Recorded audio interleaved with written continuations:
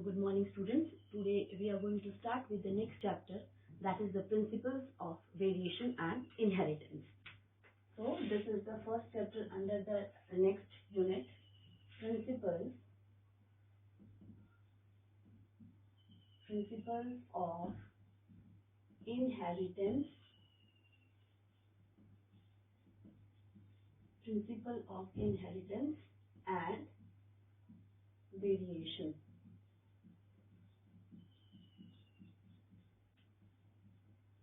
Principles of inheritance and variation. This is the first chapter under your second unit, and in this chapter we will discuss the basic principles, how the gene is inherited and how the variations are shown by the gene. In this again we will discuss the laws given by the Mendel, and we'll try to understand different how the gene is expressed, right? So first I'm going to start with a brief, a brief introduction about Mendel. So about Mendel life, the work done by Mendel was commendable, and he was a person who formed the basis for the genetics study, right? So Mendel was born. Mendel, as we today know, he is called as the father of genetics. So Mendel is called as father of genetics, right? He was born on 22nd July 1822, and the lifespan was 1884. So this was the lifespan. Coming to the Mendel life history, he was born to a very poor family, and he was not having things to fulfill the basic needs, right? So all the efforts for his study were done by himself. So all the study, whatever he did, was by himself. He managed to do the things by himself, as he was from a very poor family. He was from a very poor family, so he decided, after being to a certain age, he decided to be a monk. So in 1843, he turned into a monk, that is a religious man. Okay, in 43. In 1846, he was made a abbot, or abbot is a head of a monastery, right, of a church. He was made the head, right? Here in this monastery, he was just busy in all the day-to-day religious activities, and he shifted from here in 1851. He just went to the University of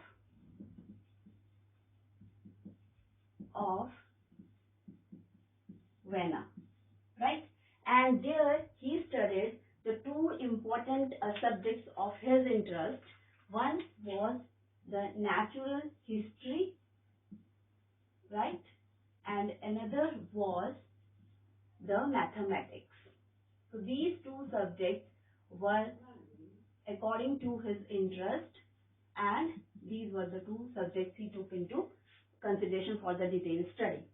In 1851, while he was in Vienna only and studying these two subjects, he just get into the process of hybridization, and he find it very interesting. So he continued his study in Vienna only on the process of hybridization, right?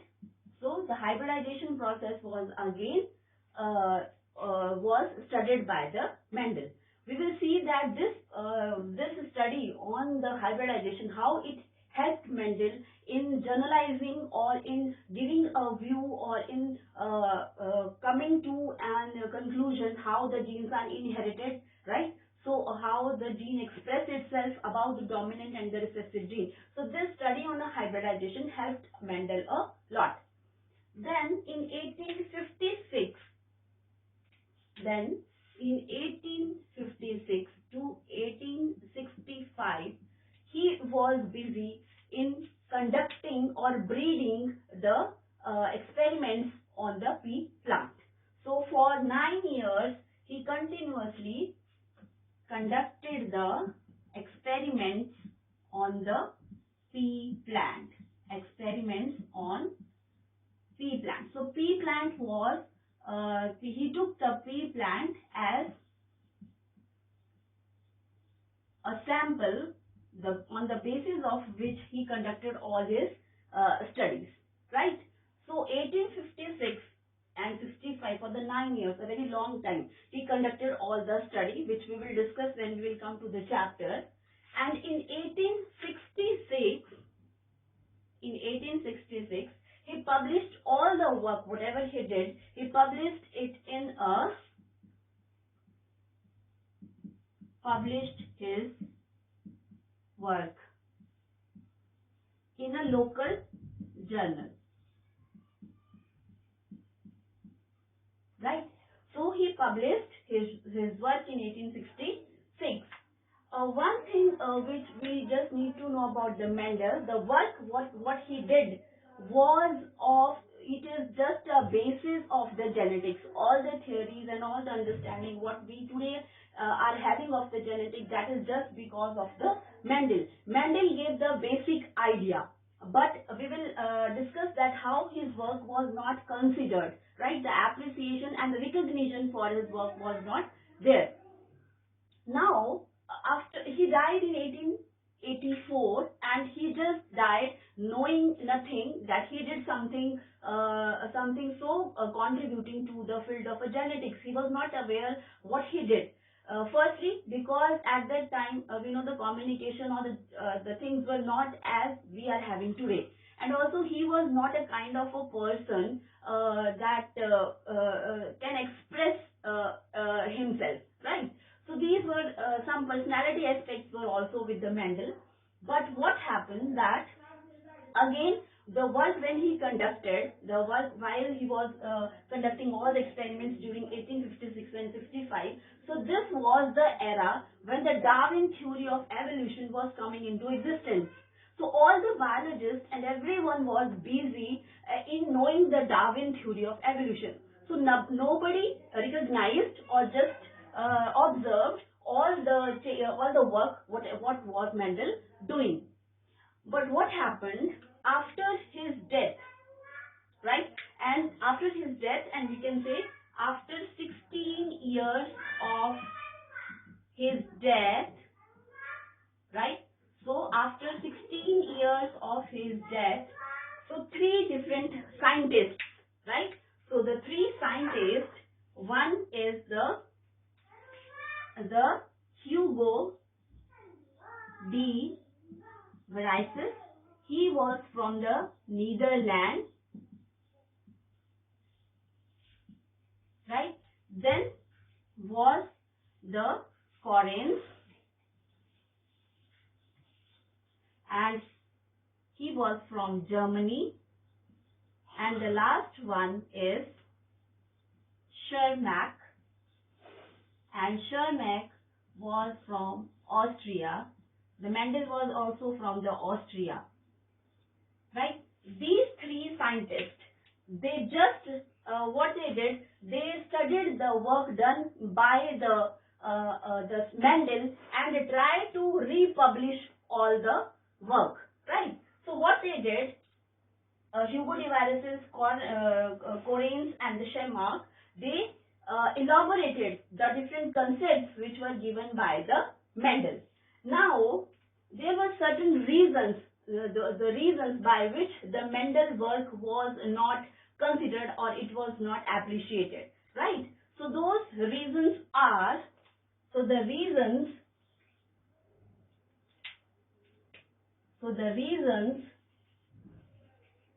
why Mendel work was not known. So there are few points which we will discuss that the Mendel work was not known. So the work done by the Mendel, it was a time ahead, right? At that time, such kind of discoveries or something related to the genes, the gene was not used by, a term was not used by Mendel, but instead factor term was used. But what was that this factor was responsible for the inheritance of the trait. So first is that his work was ahead of time, right? Second point is that the Mendel's work, when he was doing all the work, then it was just published in the local journals. So it is related to the publication. So it is publication, that is the local publication. The work was published in the local areas or the local journals only. So the limited people were aware about the work done by the Mendel. No international journal, the work was not published in the international journals, and so the work was not passed or communicated to the major population of the world. Now third point, why his work was not known, since he was mathematician, right? He was mathematician, and he was giving the concept which was, he was a mathematician, and the concept he was giving was totally related to the biology. So the biologists were not going to take that very concept given by a mathematician. How come the mathematician can give such a complex idea how the gene is, how the factors are expressed in the next generation? So this was the fourth point. Fifth point was that factor term, Mendel used the factor term, right? So the term factor was used by the Mendel, which we today call as a gene. So the factor term was a kind of an imaginary term, right? And you know that in science we can't talk about imagination, something which is abstract. So people were taking it as an imaginary idea. What are these factors? So Mendel was not able to convince the people by using this very term, the factors. So factors, as we know that at that time, during the discoveries, the Mendel was conducting the research. All the things related to nothing was known about the gene. So no DNA concept was there, right? And as well, the microscopic structure, all those were at very basic stage, elementary level पे. वो सारी चीजें, all those things were at elementary level. So the factors, or is called as the discrete unit, it was taken more of a abstract concept, and the people were not convinced by it, right? So this was the next reason that why Mendel work was not known. Next reason can be that the findings the Mendel conducted with the help of a pea plant, he was not sure, he himself was not sure about his findings, right? So next was, he himself was not sure about his findings. Why he was not sure? Because at that time he simultaneously conducted the same experiment on a hawkweed. So he conducted the experiment on hawkweed, similarly as in the pea plant, but he failed to get the same results. So he was not sure whatever he has done is of so much of value. The concept of a gene, later we will see that Bateson scientist also recommended or confirmed that such kind of transmission of a genes which was given by Mendel, that is similarly the same pattern is followed in animals also. So he failed to describe this process in a hawkweed. So this brought a kind of a doubt in his mind why the results were not while he failed to get the results in case of a hawk weed. So these were the few of the reasons that why the Mendel work went unrecognized, right? Now, as I told you that these were the three scientists. Now I am coming to what they did. Now, as we know that Mendel published his work, but he published in the local journal. Fine. So, local journal, again, these are to limited people only. But these scientists, the Hugo de Virus, Correns, and the Schermark, what they did, they re-established, reframed, and republished the work of Mendel, right? Republished the work of a Mendel in international journal, the Flora, right? In a Flora in 1901. So the work of Mendel was republished by Hugo de Virus. They three of them they collaborated with. In a collaboration they worked on all the concepts which were given by the Mendel, and finally Hugo de Virus he republished the work of a Mendel in the journal Flora in 1901.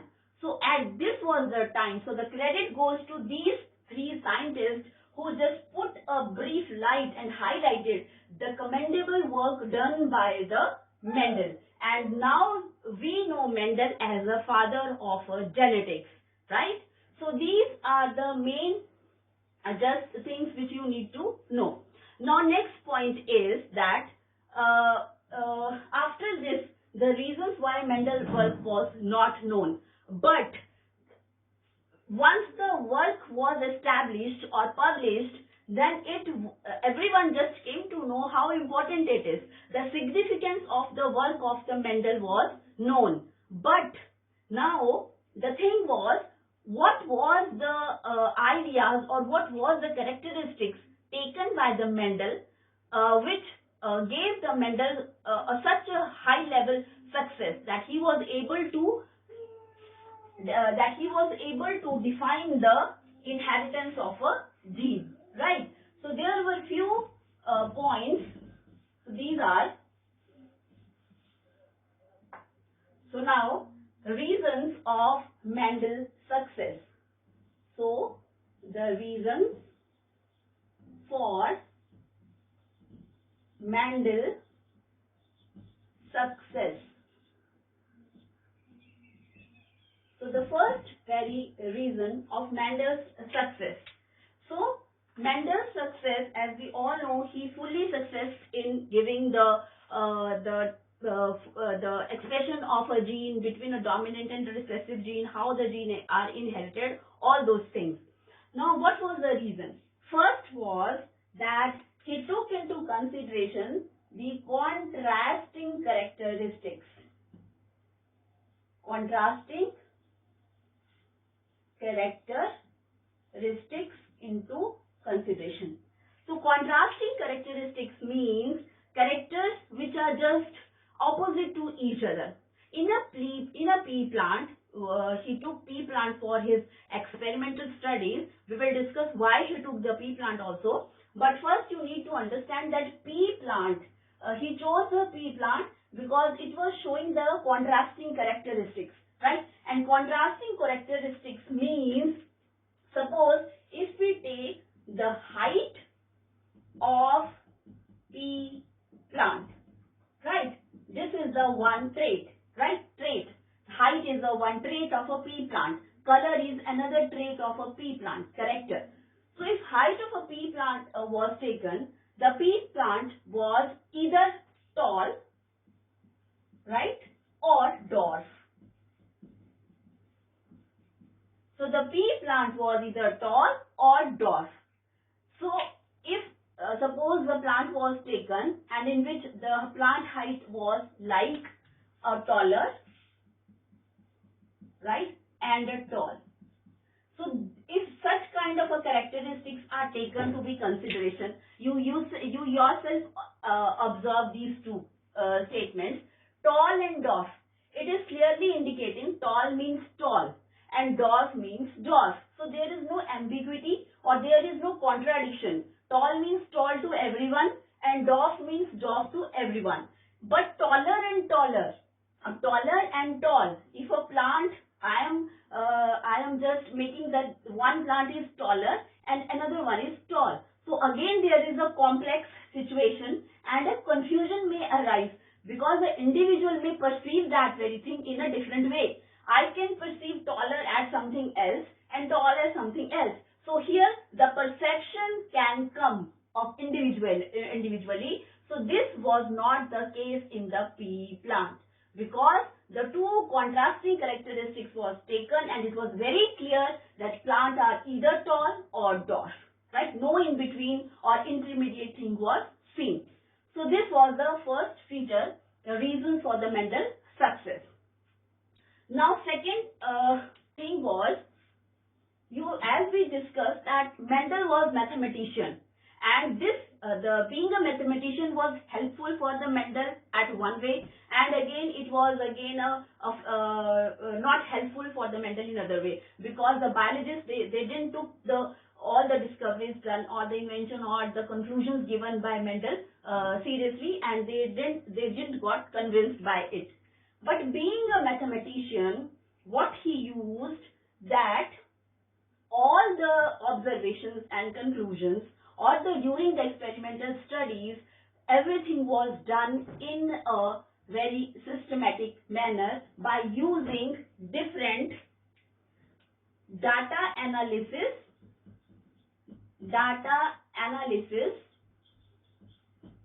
by statistical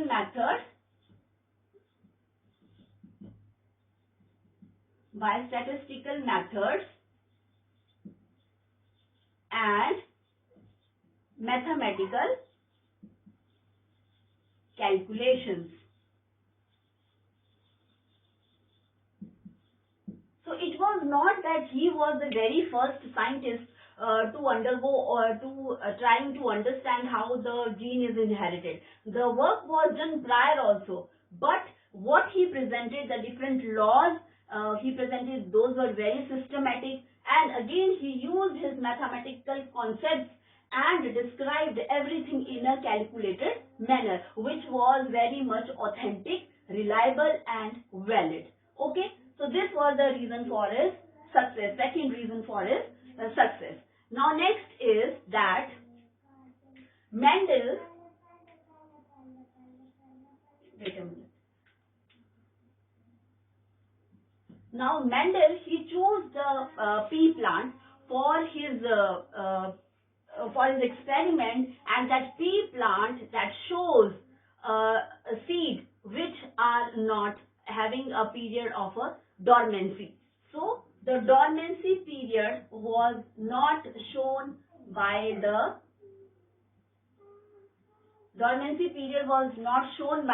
pea plant. Dormant seed is if you are providing the favorable conditions, everything you are providing, and the seed is not able to germinate. So the seed by itself is capable to what? Undergo that process. It will take its own time and then it will germinate. But in case of a pea plant, the case was not like that. So the dormancy was not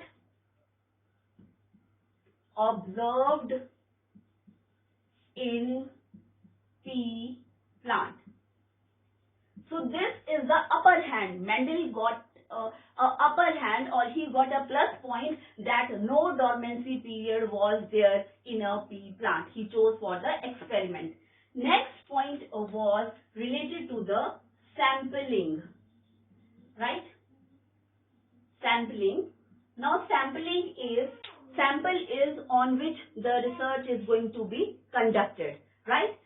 So the size of the sample was very large. So the large size of sample means your conclusion, your inferences are going to be more authentic, reliable, more reliability they will be having, and more validity. Right? Suppose if we are conducting an experimental study on just a 10 number of, or suppose 100, we are taking just 100 students and we are conducting a study on them, and we are saying that they are not interested in studying. So we can say that the a student of an area of Punjab are not interested in studying. How can I give this conclusion? By just choosing a very small sample size. So this is not going to be accepted. It is going to be rejected as the sample size is very less. But if I take a sample size of in lakhs or in million, then I am going to conduct a study and then I am giving certain conclusion and inferences. In that case, whatever the result is coming with a large sample size, those are more accurate, valid and reliable one. So again, Mendel was having the pea plant, and we discussed that pea plant is having a short lifespan. वो जल्दी से it can complete its life cycle. So it can produce more of the seeds. More of the seeds, and one generation is over and we are getting second generation after a few gap only. So the sample size he was getting was huge, right? So the huge sample size was there, and by that, data analysis or by statistical method, so more authentic and reliable results were given by the Mendel. So these were the reasons why Mendel was successful in his observations. Now, next we will discuss about the why he chose the pea plant for the study in my next video. Thank you, students.